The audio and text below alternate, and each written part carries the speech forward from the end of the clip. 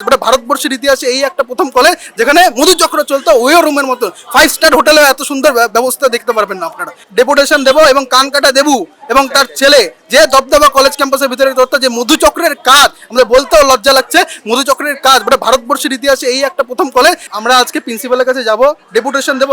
এত পয়সা এরা লুট করেছে যে 2 ব্যাগ 60 থেকে 70 লক্ষ টাকা কলেজ ক্যাম্পাসের ভিতরে পড়েছিল, তারা জানেই না। দেখুন, আমরা কোনোদিন কলেজে দেখিনি বাবার বয়সী ছেলেরা ছাত্র নেতা হয়ে বসে আছে, তো তাদের কাছ থেকে কি এক্সপেক্ট করবেন যে এখানে দুটি ওয়ে রুমের মতো ঘর পাওয়া যাচ্ছে আর অনেক রকম আপত্তিকর জিনিস পাওয়া যাচ্ছে। তো স্মার্ট ক্লাসরুম ছিল না।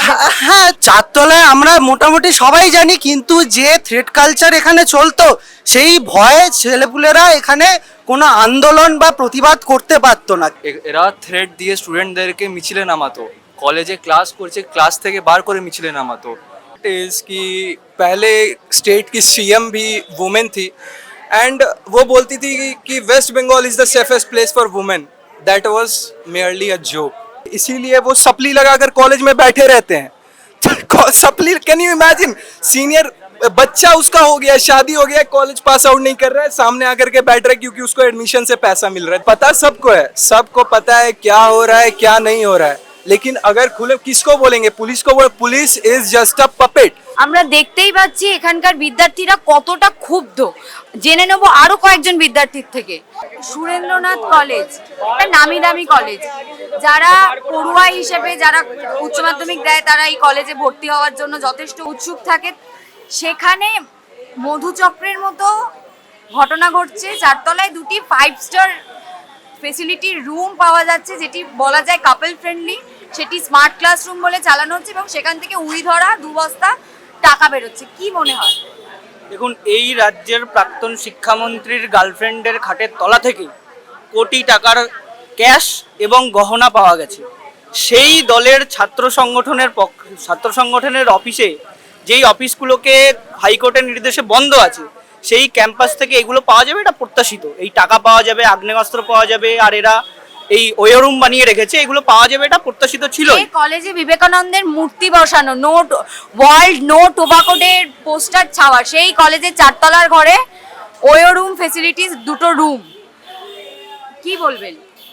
দেখুন, এই যে কালচার, এই যে ওয়ে রুম, এই যে কলেজ থেকে যখন আমার কাছে এরকম অনেক স্ক্রিনশট আছে যেখানে মেয়েরা বলছে যে দাদা, আমরা যখন কলেজে প্রথম ভর্তি হই, সুদর্শনা কোনো মেয়ে যদি ভর্তি হয় তাদেরকে মামনি করে ডাকা হয়। মামনি তোমরা এসো, ডাকা হবে তাদেরকে। ডাকার পর তাদেরকে বলা হবে যে তোমায় অ্যাসাইনমেন্ট দিতে হবে না, তোমায় প্রেজেন্ট থাকতে হবে না, তুমি যদি প্রেজেন্ট না থাকো এর জন্য তোমাকে কম্প্রোমাইজ করতে হবে। কীরকম কম্প্রোমাইজ? ওই যে ওই রুমে যেতে হবে।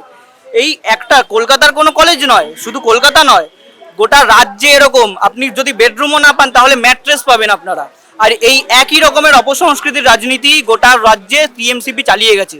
গোটা রাজ্যে মেয়াদোত্তীর্ণ ছাত্র, আটদামরা, বুড়োদামরা ছাত্র, যাদের ছেলে মেয়ে হয়ে গেছে, যাদের নাতিপতি হওয়ার সময় চলে এসছে, তারা এখন কলেজ চালাচ্ছে। বাবা কলেজ চালিয়ে গেছে, ছেলে কলেজ চালাচ্ছে, তার নাতিরা কলেজ চালাচ্ছে।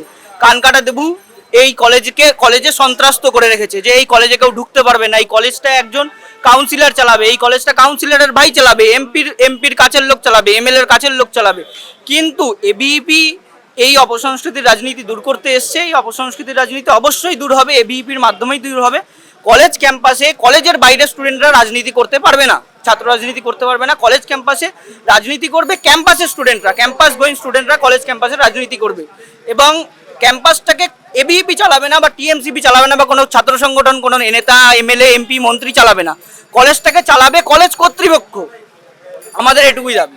আপনারা দেখতেই পেলেন বিদ্যার্থীরা যথেষ্ট ক্ষুব্ধ এবং তাদের যথেষ্ট রাগ আছে।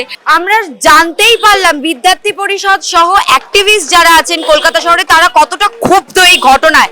সুরেন্দ্রনাথ কলেজের মতো নামি দামি একটি কলেজে সেখানে মধুচক্রের মতো একটি ঘটনা, ওয়ো রুমের মতো 2টি রুম এবং সেই রুমে 2টি বস্তা উই ধরা টাকা পাওয়া গেছে। তারা প্রত্যেকে ক্ষুব্ধ এবং বিদ্যার্থী পরিষদ তারা ডেপুটেশন জমা দিতে যাচ্ছে তাদের প্রিন্সিপালের কাছে। ক্যামেরায় সৈকতের সাথে রূপসা ঘোষ, রাষ্ট্রীয় টিভি বাংলা।